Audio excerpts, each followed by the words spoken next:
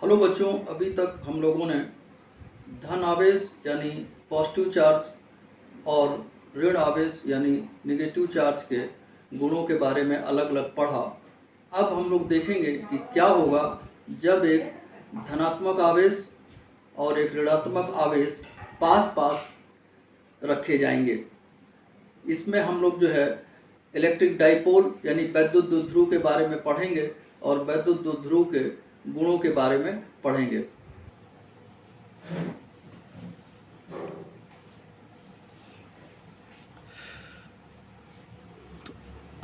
अब हम लोग दो आवेशों के गुणों को पढ़ेंगे जब वे एक साथ थोड़ी दूरी पर रखे हैं। वैद्युत द्विध्रुव यानी इलेक्ट्रिक डाइपोल।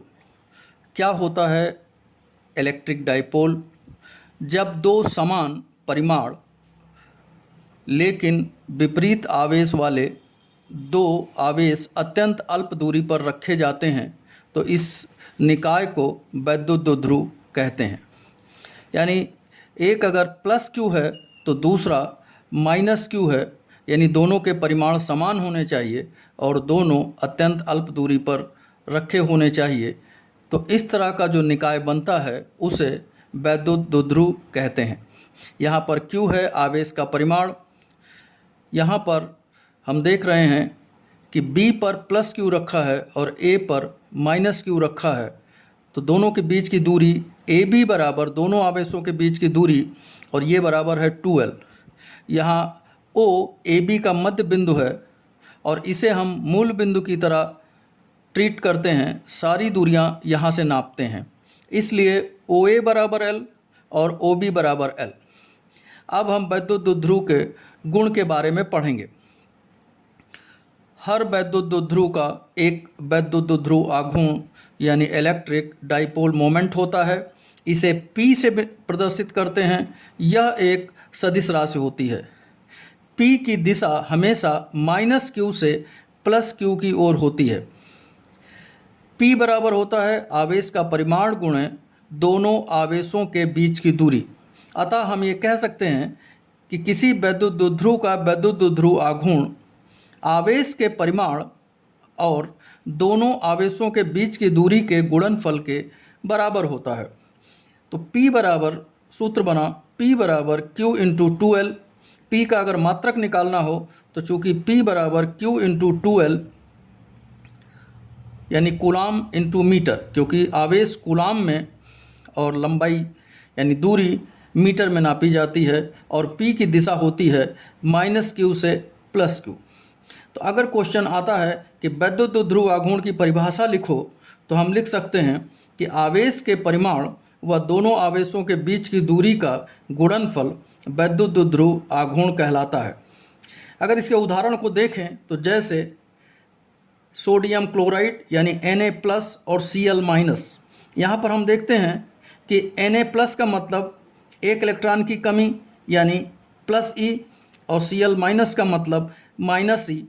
तो यह एक ध्रुवीय अणु है। इस पर हम लोग एक न्यूमेरिकल करते हैं। क्वेश्चन नंबर 2 कि NaCl में दोनों इलेक्ट्रॉन 0.5 एंगस्ट्रॉम की दूरी पर रखे हैं, तो इसका वैद्युत द्विध्रुव आघूर्ण ज्ञात करो। जहाँ E का मान है 1.6 इंटू 10⁻⁻19 कूलाम। तो देखिए +E और -E और दोनों के बीच की दूरी को 2L कहते हैं, इसलिए 2L बराबर दोनों आवेशों के बीच की दूरी जो यहाँ दिया है 0.5 एंगस्ट्रॉम। एंगस्ट्रॉम को जब मीटर में बदलेंगे तो ये हो जाएगा 10⁻⁻10, तो इसलिए 0.5 एंगस्ट्रॉम बराबर 0.5 इंटू 10⁻⁻10 मीटर। तो P बराबर Q इंटू 2L, सो 1.6 इंटू 10⁻⁻19 इंटू 0.5 इंटू 10⁻⁻10। इसको जब हम मल्टीप्लाई करेंगे तो ये आ जाएगा 0.80 इंटू 10⁻⁻29 और इसे हम लिख सकते हैं 8.0 इंटू 10⁻30 कूलाम इंटू मीटर।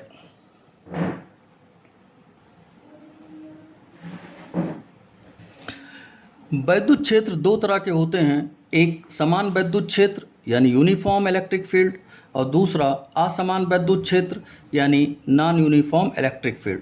समान वैद्युत क्षेत्र का मतलब ये हुआ कि इस वैद्युत क्षेत्र में क्षेत्र की दिशा व वैद्युत क्षेत्र की तीव्रता प्रत्येक बिंदु पर समान होती है।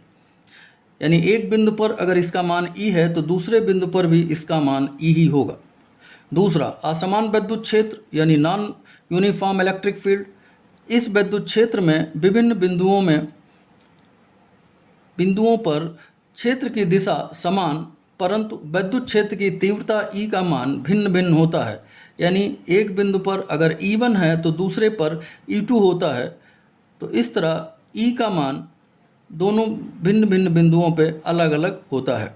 अब हम लोग एक क्वेश्चन करते हैं कि जब एक वैद्युत द्विध्रुव एक समान वैद्युत क्षेत्र में रखा है तो उस पर लगने वाला परिणामी वैद्युत बल बताओ। माना कि एक वैद्युत द्विध्रुव एक E वैद्युत क्षेत्र की तीव्रता वाले क्षेत्र में रखा हुआ है, तो इसमें हम देखेंगे कि प्लस Q पर बल F1 बराबर QE क्षेत्र की दिशा में लगेगा और माइनस Q पर वैद्युत बल F2 बराबर QE ये क्षेत्र की दिशा के विपरीत लगेगा।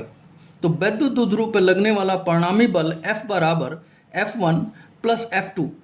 चूँकि ये बल एक सदिश राशि है इसलिए यहाँ पर हम इसका सदिश योग लेंगे और मान उचित चिन्ह के साथ रखेंगे।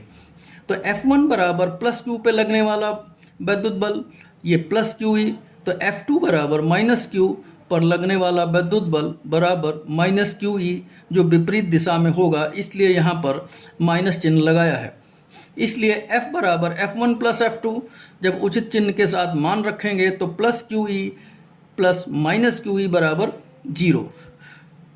सेकंड, अब हम दूसरा केस करते हैं जब वैद्युत द्विध्रुव असमान वैद्युत क्षेत्र में रखा हुआ है।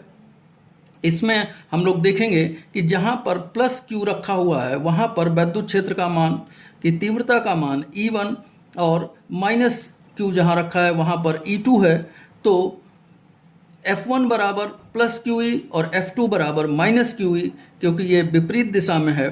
तो वैद्युत द्विध्रुव पर लगने वाला अगर परिणामी बल निकालते हैं तो इसका सूत्र हुआ F बराबर F1 प्लस F2 और यहाँ पे हम सदिश योग लेंगे इसलिए मान उचित चिन्ह के साथ रखेंगे। तो F बराबर प्लस QE1 प्लस और E2 की जगह रखेंगे माइनस QE2, तो ये आ जाएगा F बराबर Q ब्रैकेट में E1 माइनस E2। यदि E1 E2 से बड़ा होगा तो जाहिर है कि वैद्युत द्विध्रुव पर क्षेत्र की दिशा में एक परिणामी वैद्युत बल लगेगा और ये क्षेत्र की दिशा में चलने लगेगा।